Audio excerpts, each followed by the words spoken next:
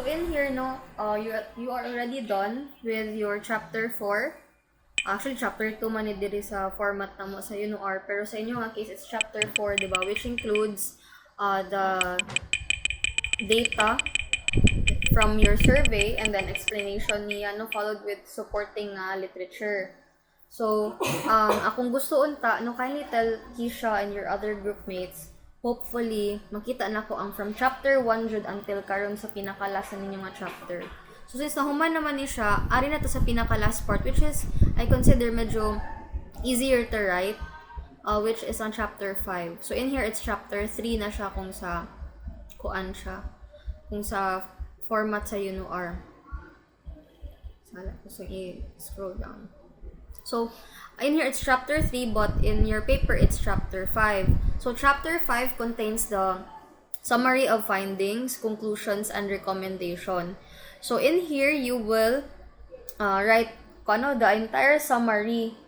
So, kung may mong summary of findings gani, pila gito inyong sub-variables, di ba, tulo? Kung sa itong usa gani,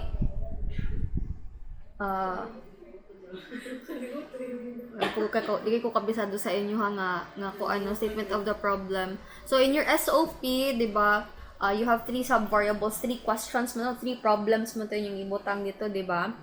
So, for example, wait, I think I have it here.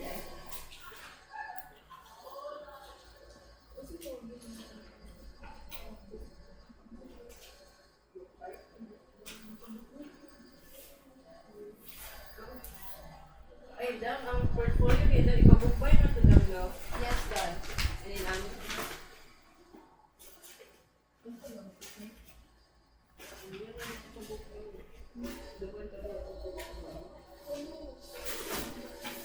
Okay, so let us continue, no. So sa inyo di ba you have different variables, no, katong first one, katong sub variables niyo kay programs, projects, activities, legislation, o maron na siya upat, no. So ang first problem ninyo abi is katong level of readiness sa San Carlos City as a ecotourism destination in terms of programs, projects, activities, and legislation. So, out of all the 4, no, programs, projects, activities, legislation, asa dira ang highest of responses, meaning the most ready na out of the 4. Let's say, based on your survey, ang activities ang got the most highest responses. I strongly agree. So, activities, ang pinaka-highest nga number of responses, while ang projects ang lowest of responses. So, man yung ibutang dira sa summary findings. Out of the 4 sub-variables, no, nga, criteria ninyo on the level of readiness of San Carlos City in terms of these 4 aspects, you will mention there asa ang highest of lowest. So that, when the readers will read your summary of findings, they will know nga, out of the 4 aspects, pinaka-ready si San Carlos City as an ecotourism destination in terms of activities. Meaning there are plenty of ecotourism activities in San Carlos City. Ang pinaka-least nila kay ang projects, meaning needs pa i-develop. Do not provide ako a conclusion yet. Maragin mo lang i-state ang highest of lowest. In the second problem, you want to measure the level of acceptance. So, still the highest and lowest. So there are 11 questions under the level of acceptance. Out of the 11 question, asa dira ang highest. Okay?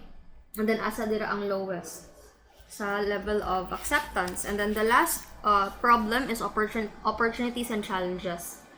So in opportunities and challenges, I said to Kisha nga she has to segregate the table for opportunities and segregate the table for challenges. So what will happen? You will also provide there. Wala na table only mentioning the highest and lowest. Okay.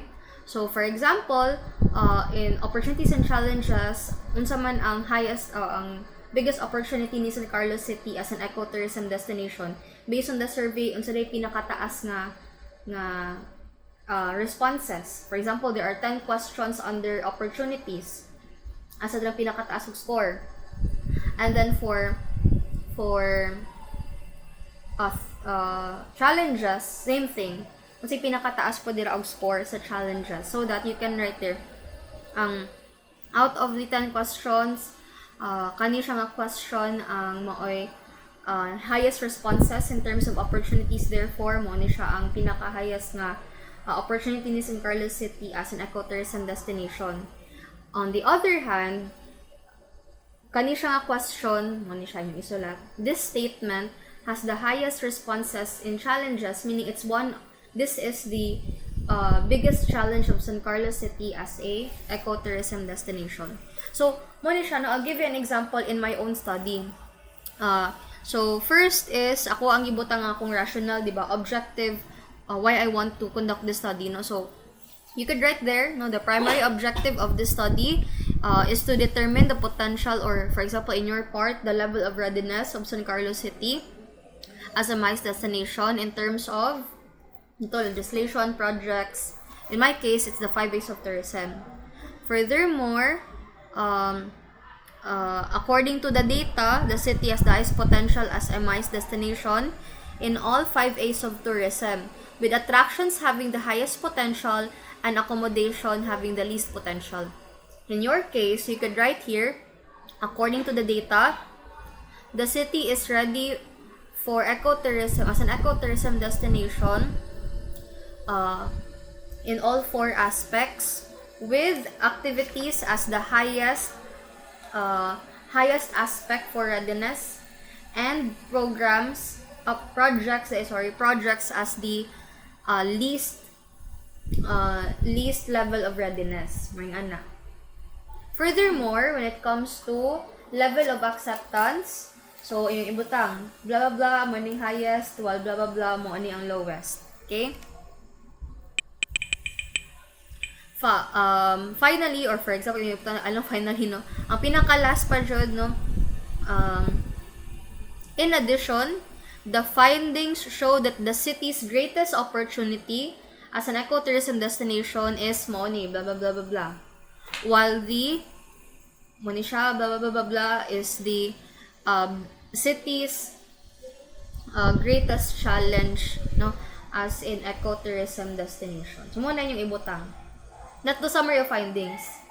So, may itong summary gani, highest and lowest should na siya. Okay, per problem, per question. Okay? For your conclusion, you can write here, kung saan man yung i-conclude from the findings of the study. So, in this part, I wrote here, overall, San Carlos City has the potential as a MICE destination in terms of all 5 A's of tourism, with attraction having the highest potential.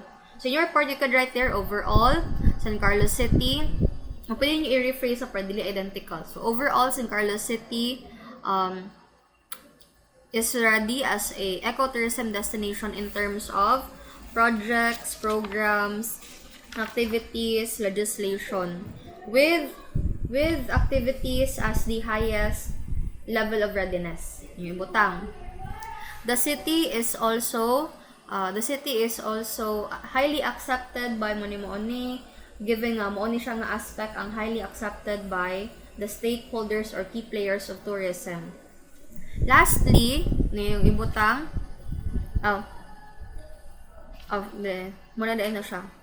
the city will need, however, no, in San Carlos City, mga implications din sa study, mga implications, diba naman ito pinaka-list, no, ang projects. So, however, in San Carlos City, projects has the least level of readiness.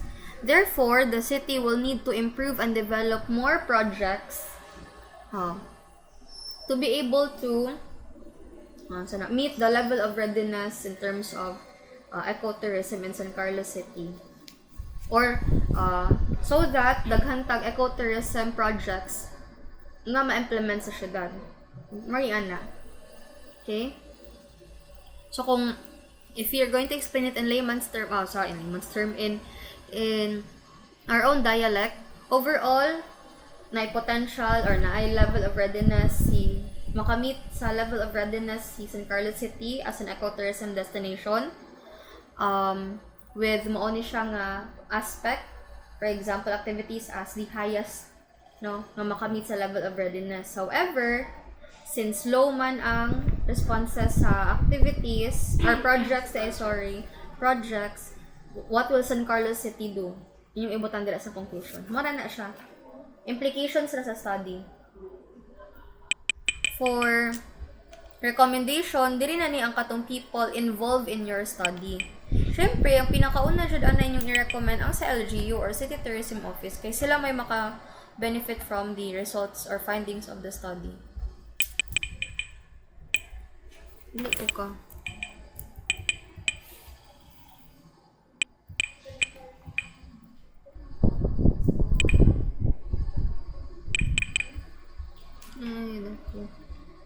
Okay.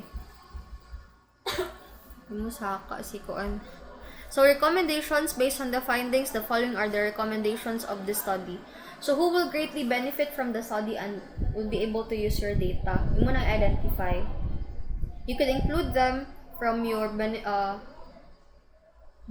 sige na siya, significance of the study, pero pwede mo mukha dito, no? You can get from your significance of the study and place it here.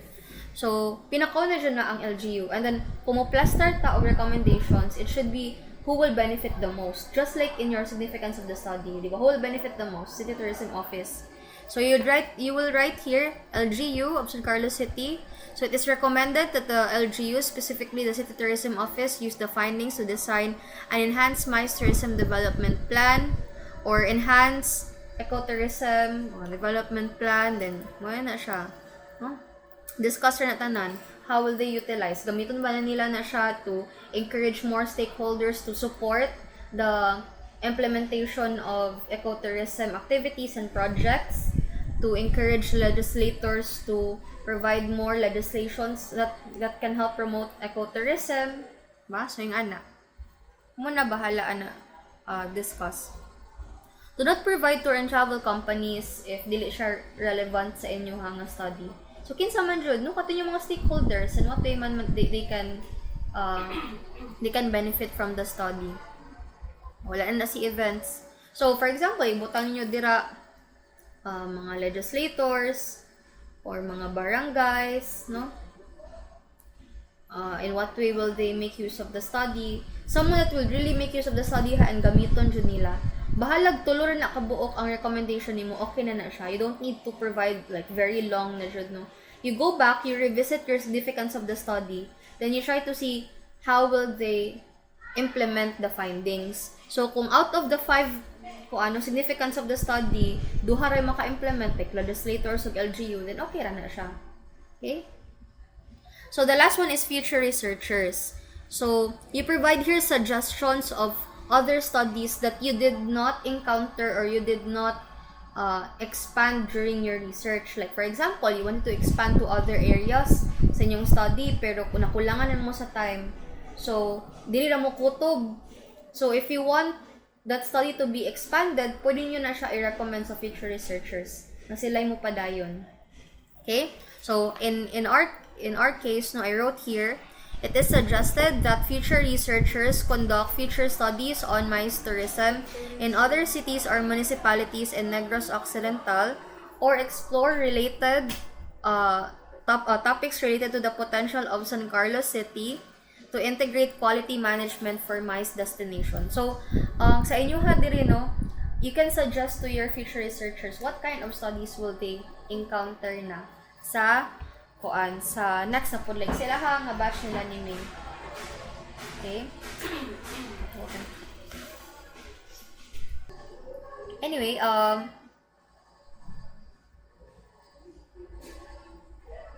actually, gamay raman kaayo. Sa kuha mong good, I wrote here other topics na I did not touch in my study. Like, I only discussed about potential of MICE destination. I did not explore other topics like quality management, role of MICE sa formation of touristic image, destination branding. So you could look at other topics that talks about ecotourism nga wala ninyo na encounter here. Like, for example, na siya, no? Ecotourism destination branding. Or for example, other pa jud nga ko ano, other pa jud nga studies kung talk about ecotourism na you haven't touched here before. More na inyong i-recommend for future researchers, no? It is suggested that future researchers should conduct further studies on ecotourism in other municipalities. Kaya na may uban municipality, wala pa nag-study about ecotourism, for example. You could recommend it to them. Or, they could explore other topics related to ecotourism. Dili lang level of readiness. Pwede po ecotourism lang. Ecotourism, like such as, for example, maning mga ingani nga title. Wala pa na mo na-explore. So, mula na siya. So, after that, you are done, actually. We usually provide a tourism development plan sa masters. Na may mga rational, na may mga, like, kaning budget, no, kaning development plan matrix. So, muna siya ang required na mo nga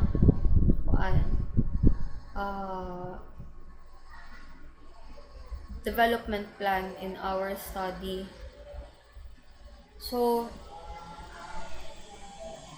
usually, in the development plan, you have here an introduction naman. Okay? Kung saan siya ang development plan, kung sa mga areas na need ko, ano pila ang budget.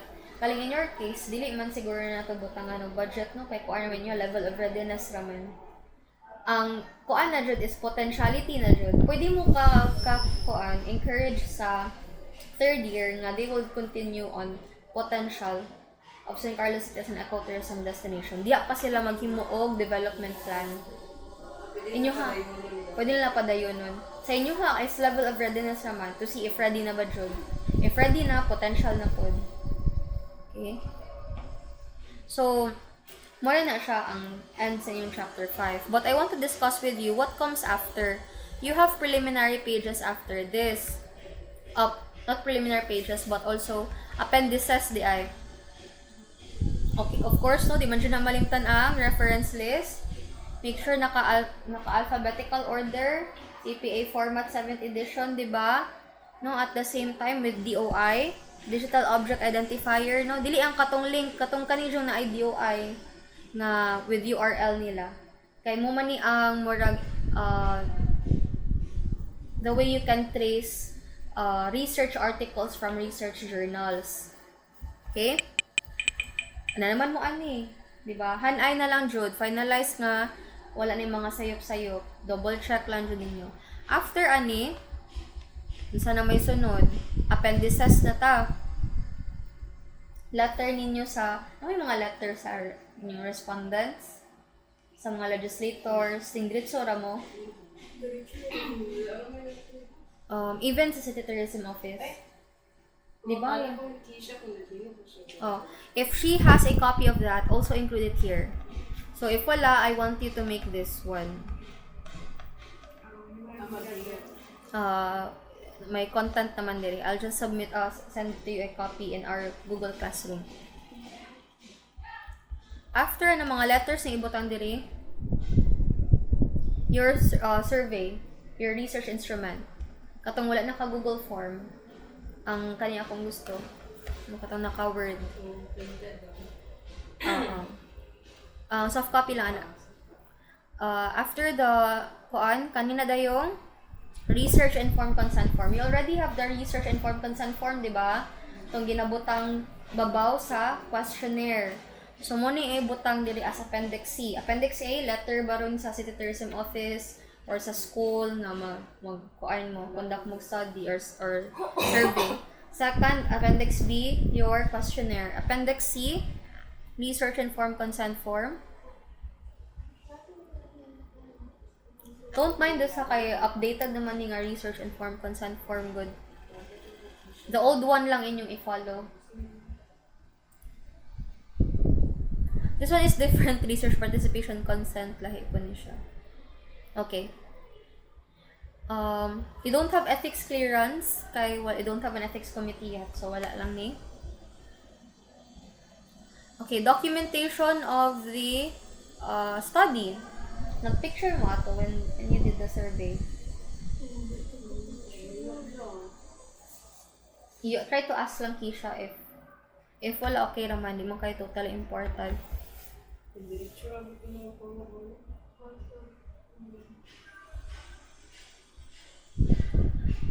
Okay, wala na yung certification. Appendix C man Appendix A, B, C.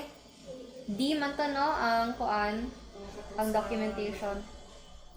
And then, ang Appendix G, A, B, C, D. Ang Appendix E, Appendix E is your curriculum vitae, so that includes your personal information. Kindly copy lang ang kaning siyang example. Usually, educational background naman ang pangayoon na mo o work experience. Wala na mga ang kanilang mga basic info nyo, like name, where you live, your contact details, the educational background, and work experience. So, from, kung na siya, primary school to college. And then, if pwede, your pictures should not be selfies. If pwede, katong kuan sa inyong school ID ba ron, or naka-corporate attire ba mo or unsa. School uniform na lang mo tanan. School uniform, white background. If pwede, 2x2 na siya. Ha? Kanang formal siya. School uniform lang inyong sulubon. Okay? Uniform tanan. Nga, mura siya pula gidulit. Not too close. Mura na siya ha. You take note of that. You already have these documents naman. So, we will proceed na pod with the preliminary pages. Ang preliminary pages is on the first part of your paper. Afternoon. So, on the first part of your paper, manuscript. Okay.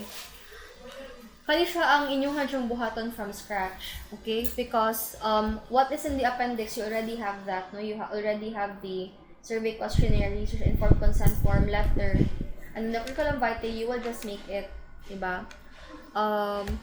The preliminary pages, this one, diba, I don't know if you have the title page. You don't have the title page pa yet, no? Wala pa. Himo tag title page. I will also make a footer for college department so that you can have like this one. Just like in UNO. I will make a different one so that may footer na ta. Except sa title page, may footer is sa title page. Again, when you make the title page, let me just zoom out.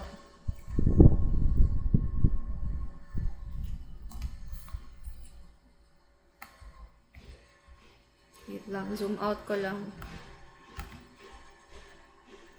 So, when you make the title page, it should be like this. So, naka-inverted pyramid, with your title of your study. An undergraduate thesis, ha? So, not a thesis presented to, so, an undergraduate thesis presented to the faculty of the College of Business Administration and Management in partial fulfillment of the requirements for the subject. So, not degree. So, when you say for the degree, that is for masteral doctorate. Then you is in partial fulfillment of the requirements for the subject, research in tourism. Okay? And then, your names. Wala na ibutag researchers dito pangalan. So, you will be arranged alphabetically according to surname or last name.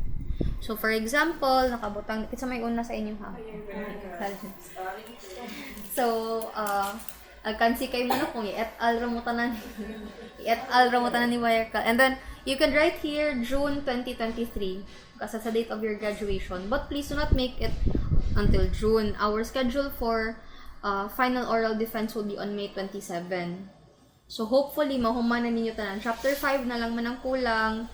Dayon, katong appendices and then preliminary pages. And then, please, from preliminary pages until your appendices, i-double check dun siya tanan. Mag-proofreading na kung mayo, mag-sernicto na ko kay final defense naman siya.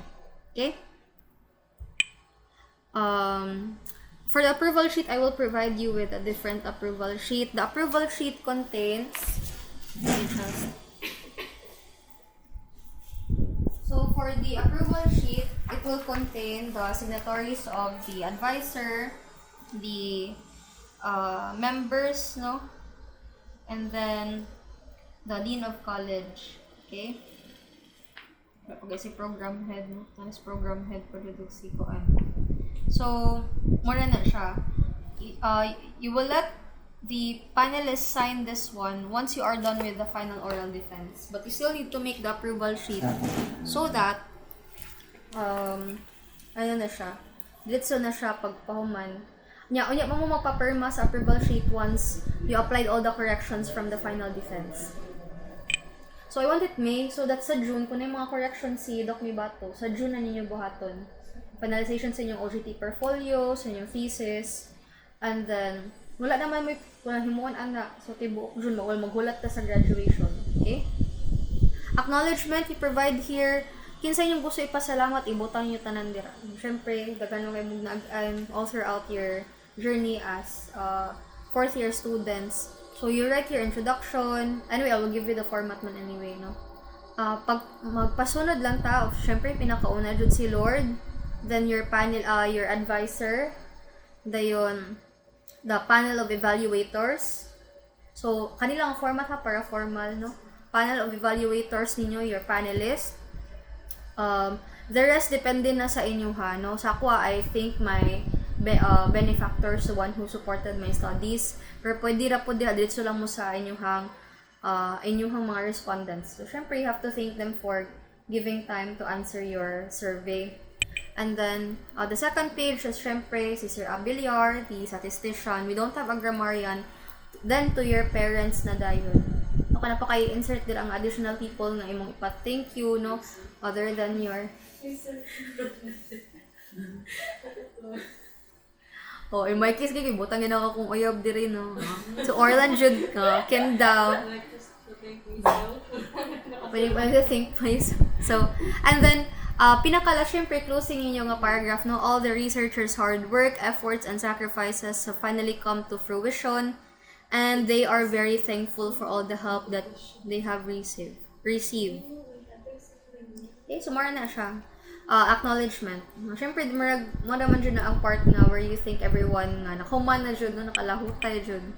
Abstract. So, in the abstract, this contains a summary of your entire chapter 1 to 5. So, gamay nga introduction. Take note ha. The contents of your abstract should include the introduction, your SOP or statement of the problem. Your introduction, gamay rin ang kwaon.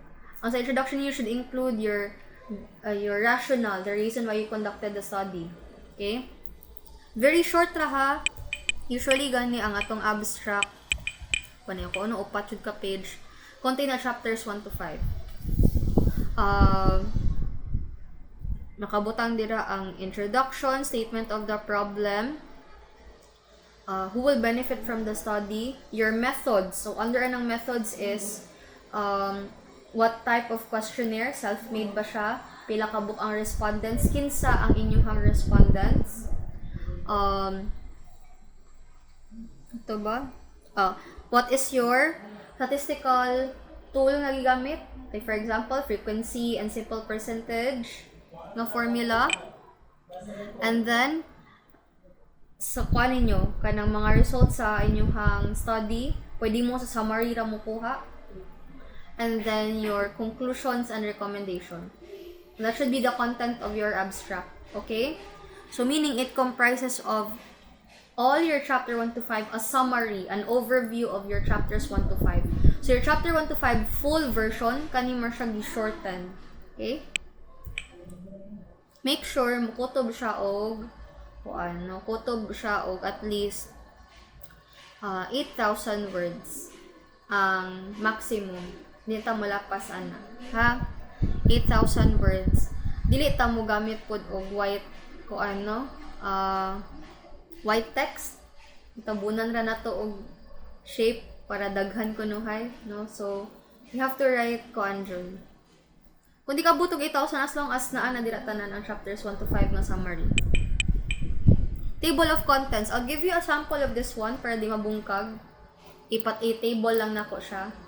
So that, igo na lang mo adjust. Please provide page number. You know how to, diba? Insert page number. Then, upper right, nakabutang. Take note, ang kaning preliminary pages, lahi siyang file. I-separate ito ni siyang file nga naman. The page number for preliminary pages from title page to table of contents is Roman numeral. So, panang IX, X, XII. Pero ang chapters 1 to appendices, naka-Arabic. So, 1, 2, 3, 4, 5. So, ito to ang rule gani sa page number. Ang every chapter page walay, unsa man. Every chapter page walay page number. Naraay. Hatag kog sample. Counted Japon, for example, chapter 1. Counted ra Japon siya as page 1, pero you cannot see the Sa number. page number niya. Oh, you look at chapter 1, there is no page number. Ang yung button na kung mo insert page number mo, so naka-PDF mo gani siya, insert page number upper right, automatically number 1 man jud ni siya. Ayaw niyo i-delete. What you're going to do is you open shape nya, dapat ang shape nga square walay borders, naka-white ang fill, and then inyong tabunan dire. So matabunan na siya. Kung sa ano pa na siya, sa Word pa na siya, open ko sa Word ha. Document. Okay, so for example now, I will insert page number, insert page number. Header right ha, so upper right, so dire. So number 1 man na siya no. Number 1. Insert na pod ka, shape, square. Sorry. So naka-blue man na siya. Fill nimo color white. Outline, no outline. So tabo na siya. But only every chapter page. So, chapter 1. Like this one, chapter 1. This is considered as page 1. See chapter 1. See chapter page. Pero, natabunan. Munawag ta sa ubos, naa na siya page 2. So, kung chapter 2 na po, kung patibot ang chapter 2 is page number 15. Counted siya as page 15, pero dili siya ma-visible. Okay? Upper right po siya. So, chapter 1, yun lang po, magsugod ang number. Yes, chapter 1 magsugod ang number. Sa preliminary pages, sa page number magsugod ang title page magsugod ang numbering. Same procedure, tabunan. Pero naka Roman numeral. Okay, page 2 naman si approval sheet.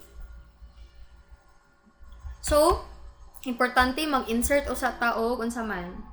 Insert taog page, number daan o sa tamag. So I will provide you with a sample for the table of contents. You will just edit it. Provide lang mo og numbers diri. Roman numeral for preliminary pages from title page 2, list of figures. And then for chapters 1 to appendices, that would be Arabic. So, muna ning table of contents. Unsa man ning list of tables? Diba? We labeled tables noon. Sige, table 1 na to. Respondents. Table 2A, katong legislation, programs, projects, activities. Sub-variables ninyo per, kabuliski siya na, kako siyang instruction na, per problem. Third table, level of acceptance ninyo nga table. Fourth table ninyo, 4A is ang opportunities. Table 4B ang challenges. Okay? So, more na inyong mga tables. Butang po niyo dire. Ang inyong figure o sara, that is your conceptual model.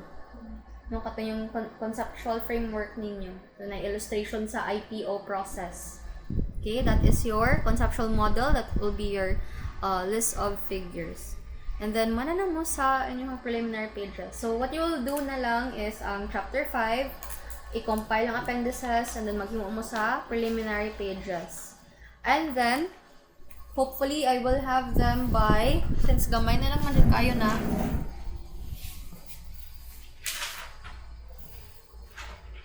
can I have it on May 5? Yeah, sa May 5, kompleto na tanan. Title page down to appendices. I-compile na siya tanan. I-separate file si preliminary pages, title page to table of contents, and then separate file si chapter 1 to appendices ninyo. Okay? So, klaro lang. Questions. May 5 deadline sa tanan. Okay, the only thing that you will have to make na lang is chapter 5. Very few na lang ko siya. Tulo ka buok.